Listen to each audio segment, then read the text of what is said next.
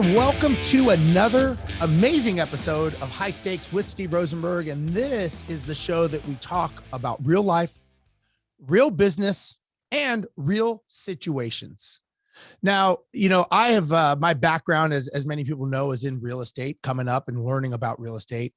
And, one of the things I've learned, not only real estate, but actually business, that it's not what you make, but it's really what you keep.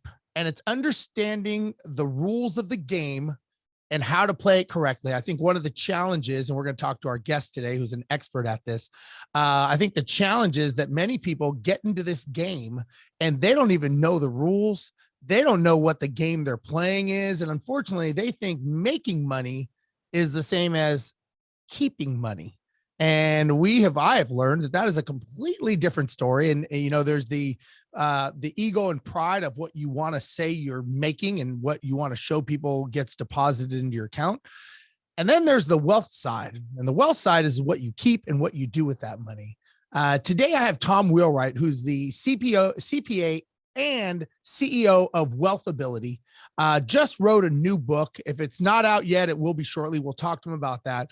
But this guy is an expert. He's worked with people like Robert Kiyosaki, with Rich Dad Advisors, and other very, very well-known names that utilize his experience. And I thought I'd bring him on today. A lot of people don't think of, I hate to even say taxes, because it's not really tax, it's wealth building strategies, in my opinion. And a lot of times, unfortunately, people think about it around April 1st is when they think, oh, I better start looking at some tax strategies. And it's like, that needs to be done probably April 16th after you pay your taxes if you didn't get an extension. But it's not just taxes, it's wealth building. It's all the different strategies that go into this. And so I wanted to bring Tom on to talk about how important it is to actually understand the rules of the game, number one. And number two, understand what you need to be doing to play the rules of a game that you're already in and you don't realize, in my opinion. So Tom, thank you so much for being here today. Hey, it's always great to be with you, Steve. Really love being on your show. Thank you. So tell everyone, I probably butchered what you did and probably didn't even scratch the surface, but tell people what you do and what your specialty is. So I am a tax nerd. I'm a professional tax nerd, is really my specialty. I've spent 40 years in this industry, including 7 with Ernst & Young, 3 in their national tax department, 4 as the in-house tax advisor for a Fortune 1000 company, 14 years as an adjunct professor in the Masters of Tax program at Arizona State University, and a whole slew of years buying, building, selling CPA firms. And last 15 or 20 years, spent a lot of time on the road with Mr. Kiyosaki, roaming around the world, 6 different continents, teaching people about really tax and wealth and how debt applies to that as well. So I think you really hit it on the head, by the way, Steve, that the question is, do you want more income or do you want more wealth?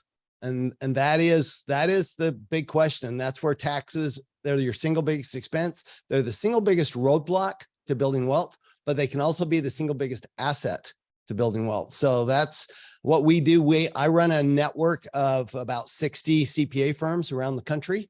And we teach the CPAs how to help their clients permanently reduce taxes. And then we let clients have the opportunity to meet with one of our CPAs and get that kind of advice that they need.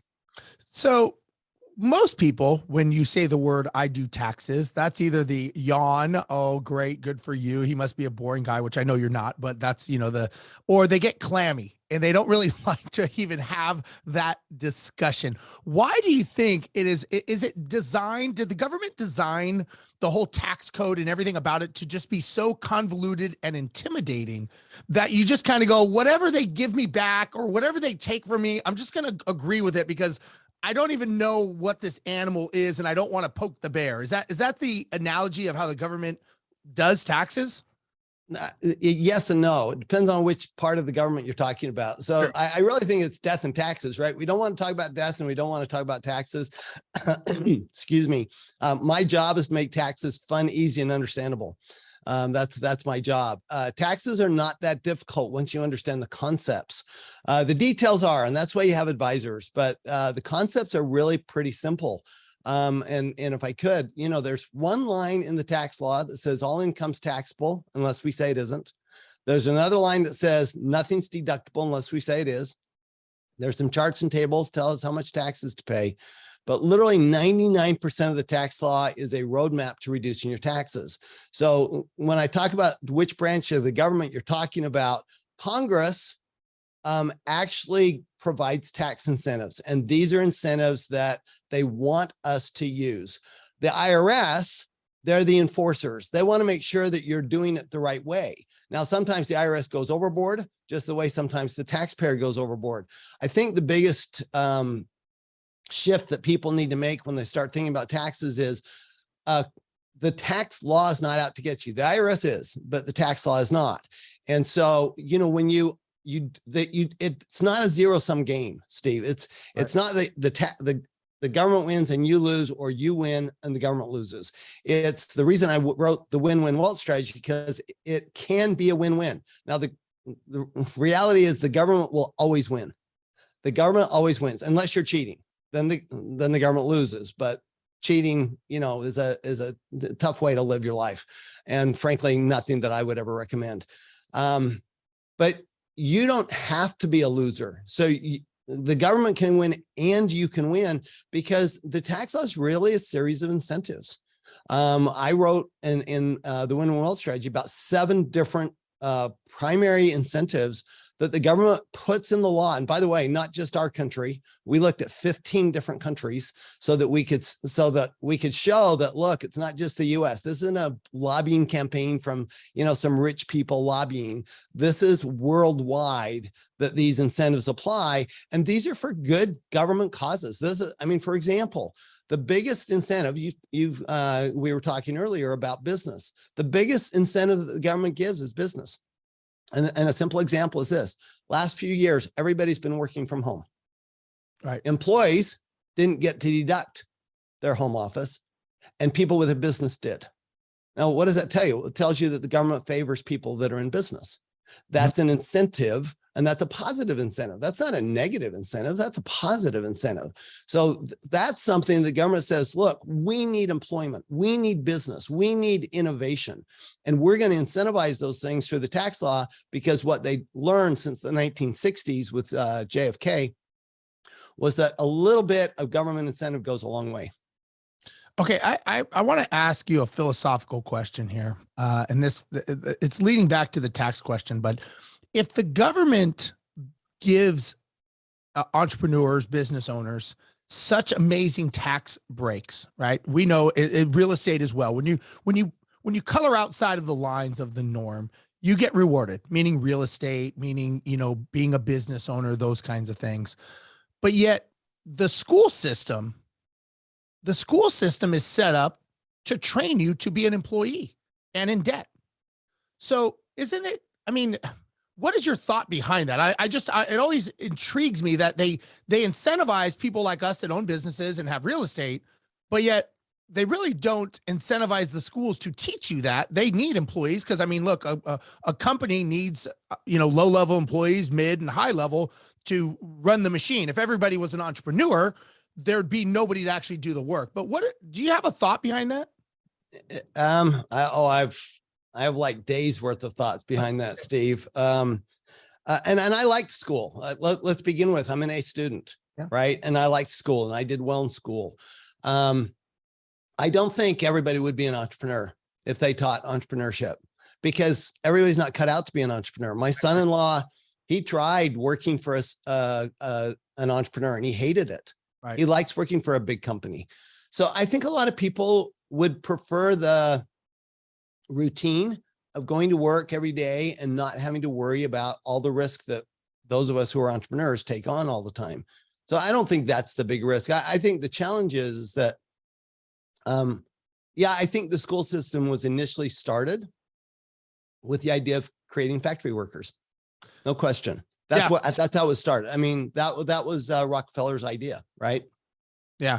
But I think that the biggest problem is that most teachers are employees.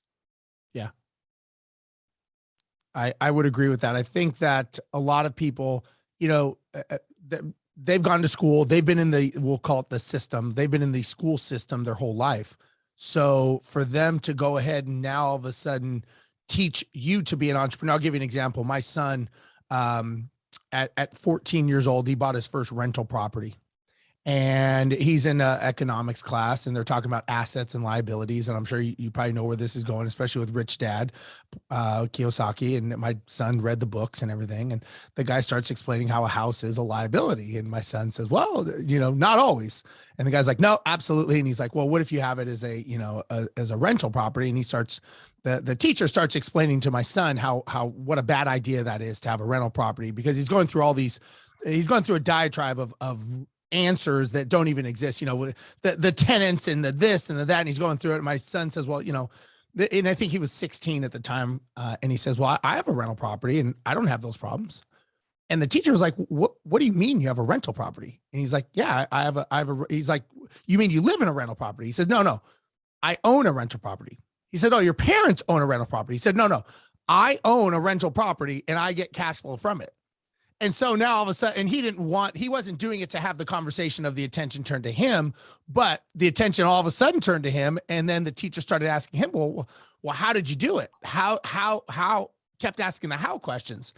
And I told my son, I said, you should have asked him to ask a different question. The question should have been, why did you want to own a piece of passive income and own a business, and that business happened to be a rental property?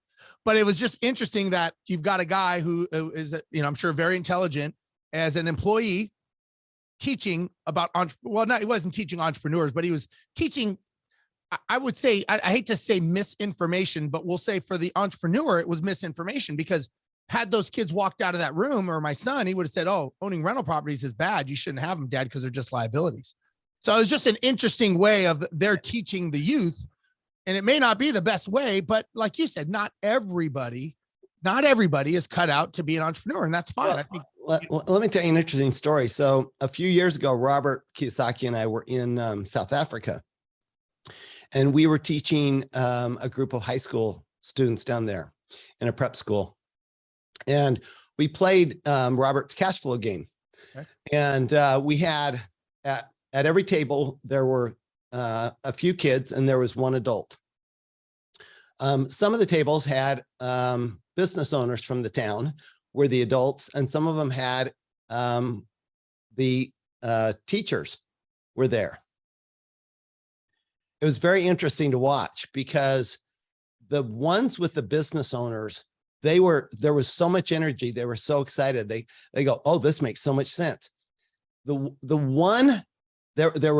two that were one was the financial planning teacher, and the other was the accounting teacher. The financial planning teacher was saying, don't do that. Don't do that. Don't do that. That's really risky. And the accounting teacher was literally overhead. She didn't understand the game at all. She was like mystified by this game. And I'm going, that's hard for me to, I've been in the accounting profession for 40 years. It was really hard for me to watch, because here's this accounting teacher. You're supposed to be teaching the fundamentals of business. Accounting is the fundamentals of business.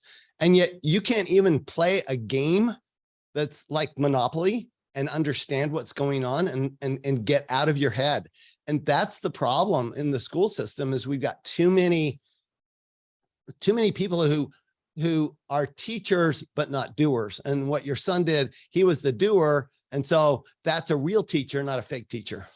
Yeah. And, I always think to myself, if they would have entrepreneurs come back and teach, certain subjects, professional athletes come back and teach PE, these kinds of things, I think that there would be a lot of, I'm not saying that teachers aren't qualified, but I think there'd be a lot more realistic conversations going on regarding this. No question. No question at all. Yeah. I think that, and I don't mean to go off on a side tangent, because I want to talk about your book you have coming out, but, I always tell people, as entrepreneurs, I think that sometimes we can be very selfish. And the reason I say that is, we get all this information. We watch these podcast shows. We go to seminars to see Rich Dad. We do all these things. We learn from you, and we don't actually share it with the people that we're doing it for. and we don't pass it down to generations. It stops, it dies with us. So I tell people we're actually selfish in that regard. We don't do it intentionally, but I ask people, and I coach a lot of business people as well as you do. And I have a lot of business conversations. Sometimes I'll say, how much does your family know about what you're doing? Like how much involved? Well, they're not involved. That wasn't my question. My question is, how much do they know of what you're doing? And they don't. And I think to myself, isn't that a disservice because you're doing it for them? I'm not saying they got to be involved in the day-to-day, but shouldn't they know the 5-year, 10-year goal, maybe create a board of directors meetings between spouses and children and go over, okay, here's our P&L statement. Here's our finances. This is what we're looking at. Now you're starting to get people, again, just a very high level, 30,000 foot view conversation to educate people. And, again, you may get the best question that makes you think from a 12-year-old kid. I don't know if you know this, but, and again, I'm going on a deeper tangent, but Southwest Airlines, their whole concept of bags fly free, they had a big town hall meeting. And it was either, I think it was a mechanic. They said, what could we do to differentiate ourselves? He goes, how about you just let the bags fly for free? That was it. Had they never had that big high level conversation of what could we do to be different, you wouldn't have had that. And that made them millions and millions of dollars the first year alone, just because of that tactic. So sorry, I'll get off my. No, you know what? So it gets worse, Steve. In my profession, the accounting profession, we do it. We're even worse because as a profession, we feel like, well, we've learned all this stuff. We spent all these years in training. If we teach you what we know, you won't need us anymore. And I get that all the time. I talk to these clients. I talk to the students I teach, and I say, how come your accountant didn't tell you this?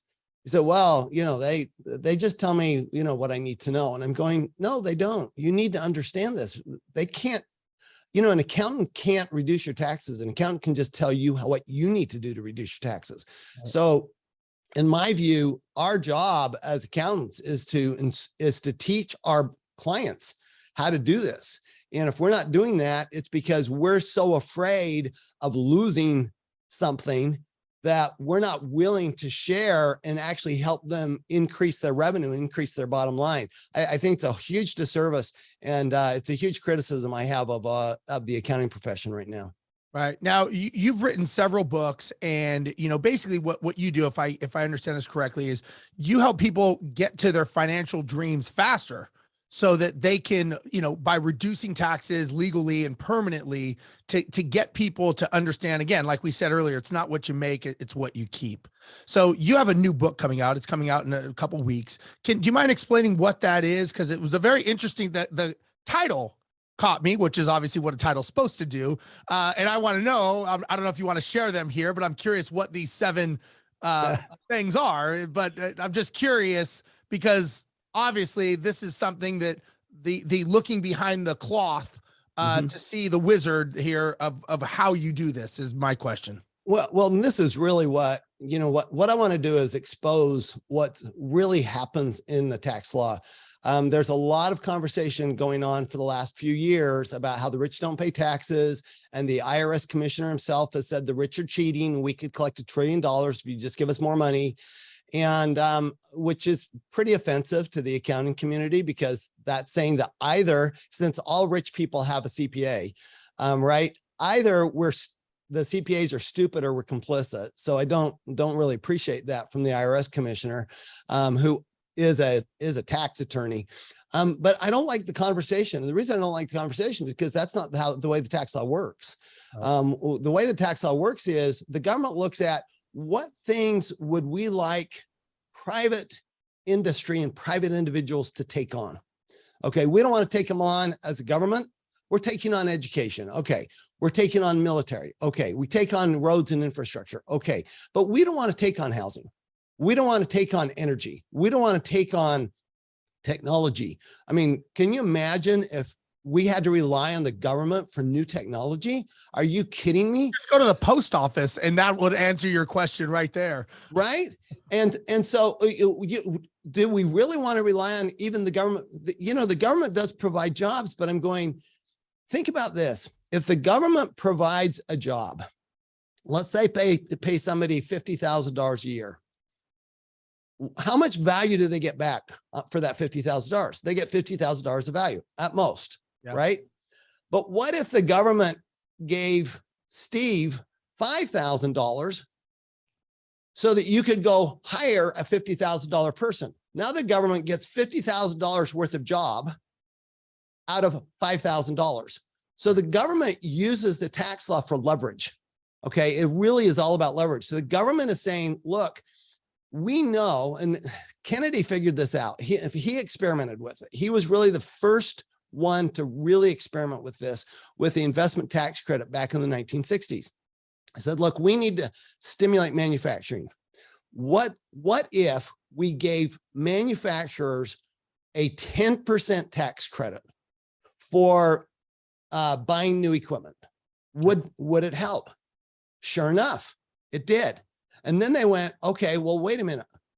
That worked. What if we gave people a tax benefit for drilling for oil? Because back in the 60s, we're trying to become more energy independent, right? How do we do that? How do we get more people to drill for oil, and not just the big companies, but how do we even incentivize smaller companies to do this? And so they gave us the depletion, the intangible drilling cost, and the depletion deduction. And they go, wow, this really works.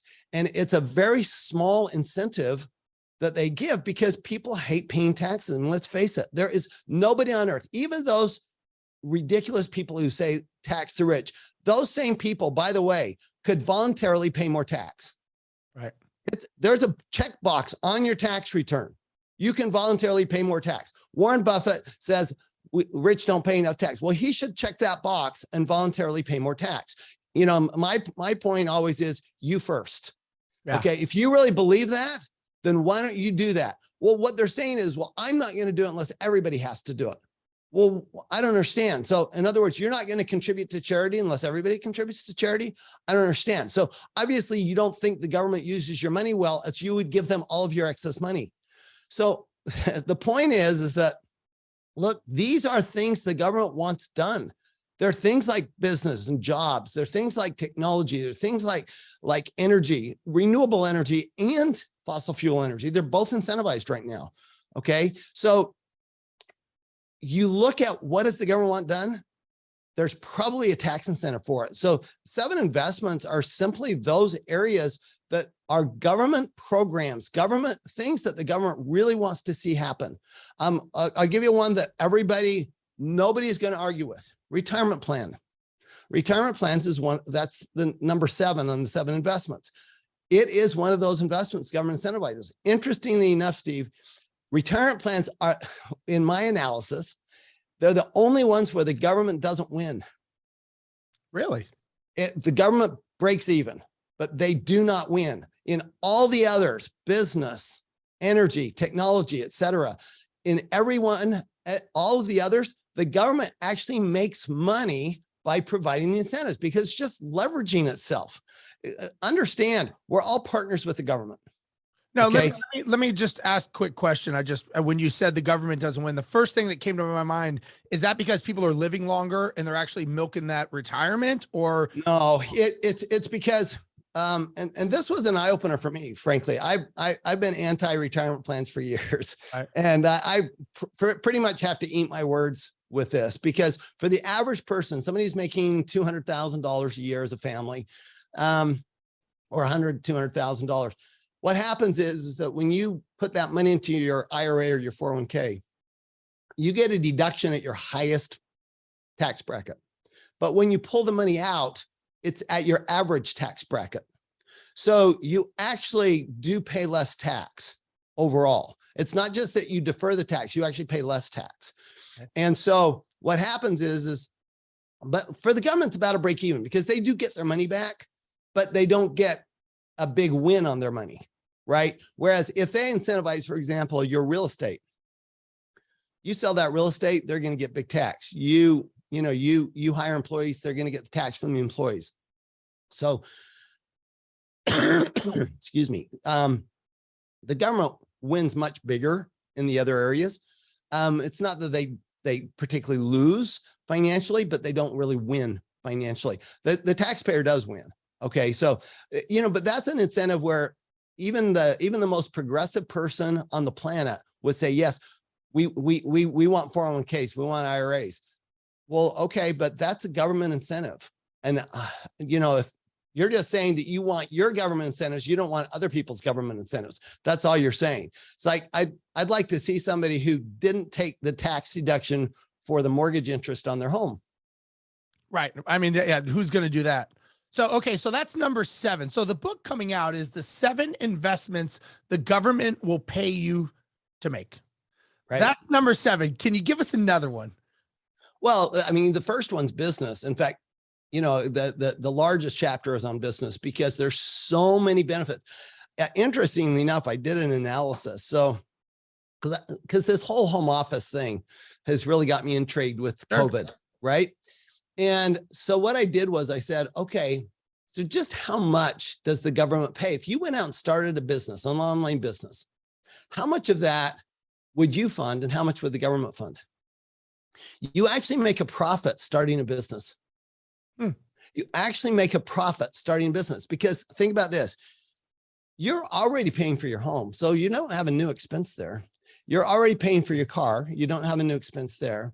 You're already paying for your internet. You don't have a new expense there. You're already paying for your utilities. You don't have a new expense there. But all of those things all of a sudden become deductible. So all of a sudden the government's giving you a tax benefit, right? They're giving you money back against other income, right? So you're earning other income. They're giving you money back that you would otherwise pay. And it's more than enough to pay for the startup cost of that business, including your laptop, your furniture, everything else you do. So I just ran a very simple example. I think it's a very easy example to follow.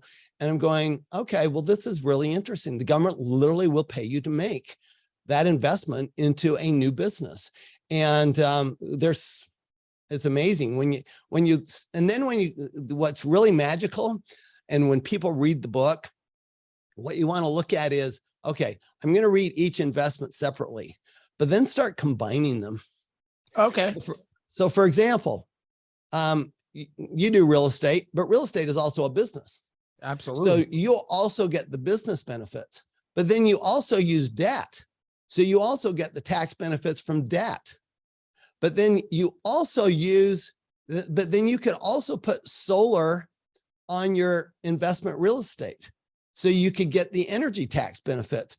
You add those up and literally the government pays you an enormous amount to make those investments. Now down the road, assuming that you make profits, you're going to pay that money back. And the government's going to be, they're just like, you've got investors, right? You've got investors in your properties. You bring investors in, they expect to make their money back. They put the money in, they get their money back. The government's doing the same thing. It would be really interesting. I'd love to have you and other investors look at what if you could be in the government's position? Would you do it? And my guess is every single time, because think about this. You would have the opportunity to make all the rules, right? You'd have the opportunity to enforce all the rules. You have the opportunity to judge all the rules. And on top of that, you can change the rules anytime you want. And I can never get out of that deal. Okay. The only way to get out is to die. And even then I pay tax. So it's a really good deal for the government. It's a really good deal. You're basically the house.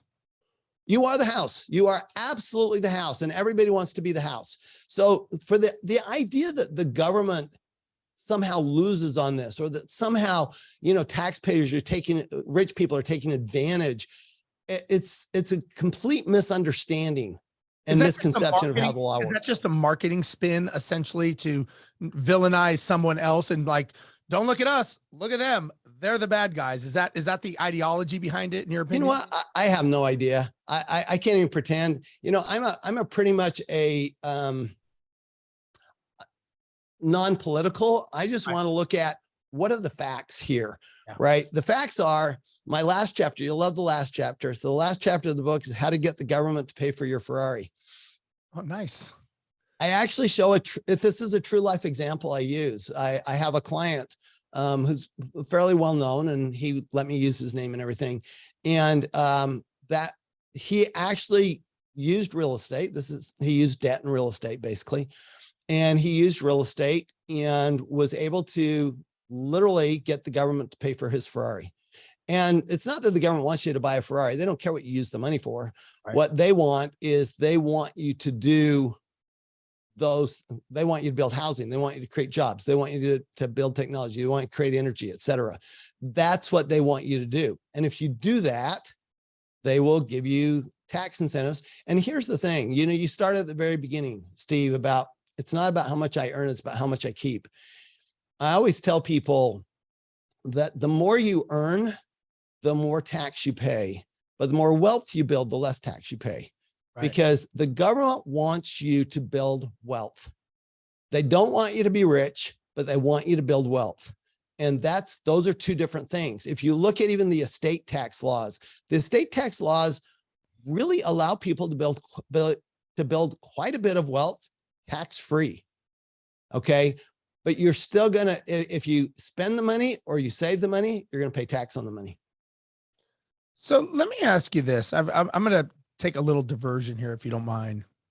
You're obviously very, very passionate about taxes and the codes and the laws and doing the right thing and kind of helping people. Is that because you're trying to help people be better or battle back the government so that it doesn't make it worse for people? Like, are you fighting good or fighting evil in your mind? In my mind, I'm working for good. It's not an evil thing. It's all good. My first book, Tax Free Wealth, you notice my books have very positive titles. Yeah, they do. Absolutely. They're not negative titles. That's on purpose. I'm a very positive person as a general rule, and I like the positive side of things. I live life through rose-colored glasses, and I know I do. So I want to show people what's possible. I want to show people what they can do, and that, you know what, reducing your taxes doesn't mean you're not patriotic. In fact, I would say the most patriotic people on earth are entrepreneurs, because we are doing those things that expand society, that expand good, I mean, you think about what would the last 3 years have been without Amazon? Where would we, I mean, literally, what would life have been like? I mean, I think back to the Spanish flu, right? I'm going, no Amazon back then. It must have been horrible. Right. And if it weren't for, online delivery and online services and things like that, people would have starved, and it would have been really, really difficult. We would have had a lot more people die. It would have been really, really hard. So, I look at, or you look at Tesla, you look at what Elon Musk is doing. I'm a big fanboy, Elon Musk. I will admit, because I think what he's doing is changing the world. I think what Amazon did changed the world. I think what Apple has done has changed the world, and not always, to the best, but I think everybody is happy to have their iPhone. Right. Yeah. I don't think anybody's turning away, having their cell phone with them. So I'm a big fan. What it really is, Steve, is I'm a huge fan of entrepreneurs and entrepreneurship. And I'm a big proponent of the idea that anybody that has any inkling of being an entrepreneur, the government will actually help you become an entrepreneur. And that you ought to take advantage of that. And just go out there and not worry so much about the money, because the government will help pay for it. Do you feel in your mind, in a certain respect, that you're giving entrepreneurs a voice and some knowledge that they wouldn't normally have, that could incentivize some people to go, you know what, maybe I should look into doing this. It's not as bad as it thought from the vertical of taxes. And had they not heard from you and read your books and learned and saw you speak, they might not have ever known that. So do you feel like you're in a way a messenger to get out that message that, hey, there's a lot of information as an entrepreneur you should know that will help you?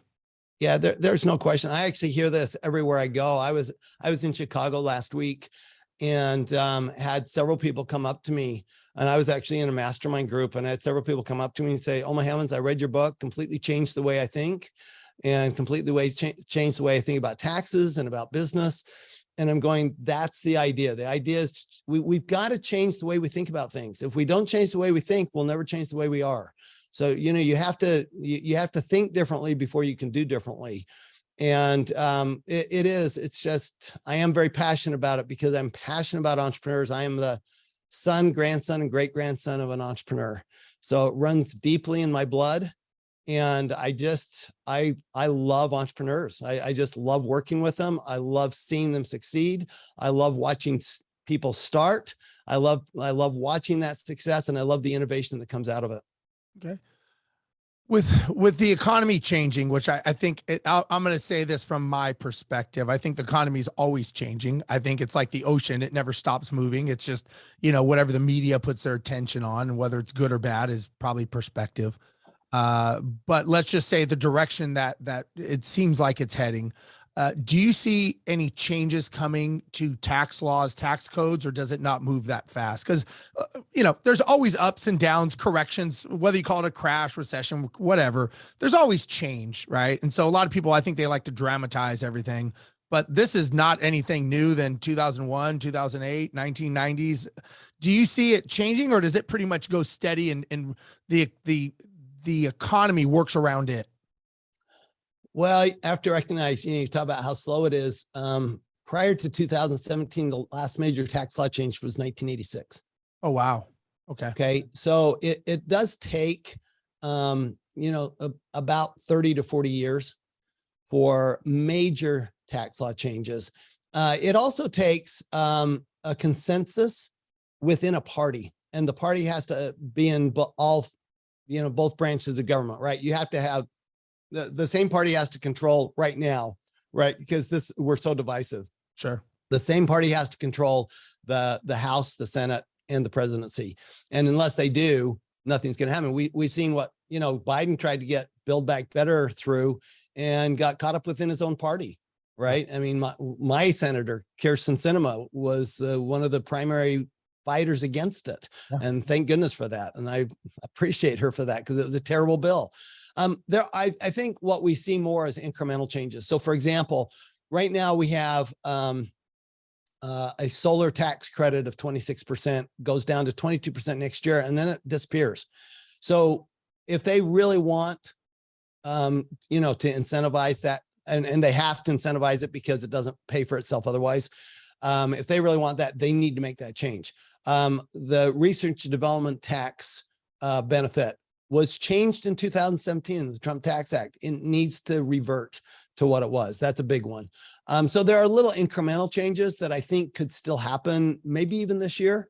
But the chances are we're going to have a changeover, right, in Congress in November. And so what happens is for 2 years, we're at a stalemate. And that's probably what happens for 2 years. I don't think you'll see anything significant, frankly, till 2025 is going to be the soonest you're going to see any significant changes.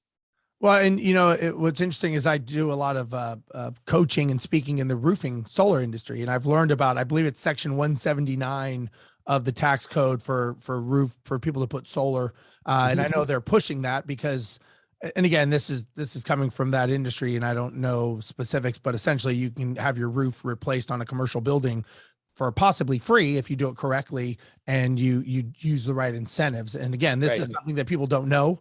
And if all of a sudden you need a new roof on a commercial building, which we all know is not cheap, these are things that people need to learn about. And this, for sure, if the law's there, it's up to you. I guess that, it's on you to determine how to discern that and interpret it and utilize it to your advantage. For sure. I'll give you another example out of my book. I'm putting solar on my business, my office building, and the government will pay for about 2/3 of it. So when the government is paying for 2/3 of it, the return on investment all of a sudden looks pretty good. Right. Right. It doesn't look very good if you're putting all the money in, but if the government's putting in 2/3 of the money, all of a sudden it looks pretty good.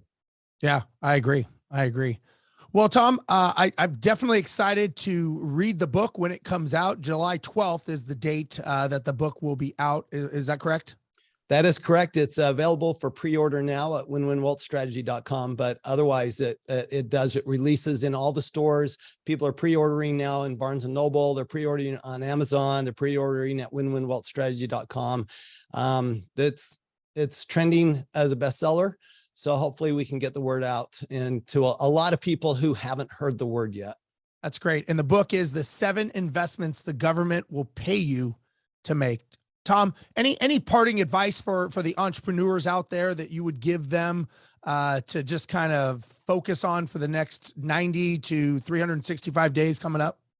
Yeah, I would just say, just don't forget the taxes are your single biggest expense. And the fastest way to increase your cash flow, you want to deal with inflation, pay less tax. That's the fastest way to make way more money. You can pay way less tax while making way more money and build a lot of wealth at the same time. I love it. I love it. Tom, if someone wants to find out more about you, learn, maybe, use your services, how do they find you? Either go to WealthAbility.com. WealthAbility is my company, WealthAbility.com, or again, Win-Win Wealth Strategy, which is the name of the book, the Win-Win Wealth Strategy, WinWinWealthStrategy.com, and they can order the book and they can get to us there too. All right. Great, Tom. Well, look, I appreciate your time. I want to be respectful of your time. I know you're busy and you're, speaking all over the world. And I know that can impede some things that have to get done. So I do appreciate your time. Thank you for being on today and taking the time for the guests to learn about this. I'm looking forward to reading the book and also sharing it out with my side, my tribe, so that they can learn more about it. Cause I think this is something a lot of people don't think about, and they don't think about it until it's too late. And I think that this is something that needs to be on the forefront of your strategy. It's another, I believe it's another, spear or arrow in your bag that you need to utilize for building wealth. And I think a lot of people don't really think about it because they think it's just something that just takes from you. And that's not always the case. So I do appreciate you coming on and sharing that knowledge, because it was very, very insightful and very helpful as well. Anytime, Steve, anytime. All right, everyone. Well, thank you so much for another episode of High Stakes with Steve Rozenberg. If you like this episode, make sure you share it. Let people know what Tom is doing, and let them know that there are things the government will actually pay you when you make investments. So on behalf of Tom, myself, and High Stakes with Steve Rozenberg, thank you very much. And we will see you next week with another amazing guest and amazing episode. We'll see you guys then. Bye-bye.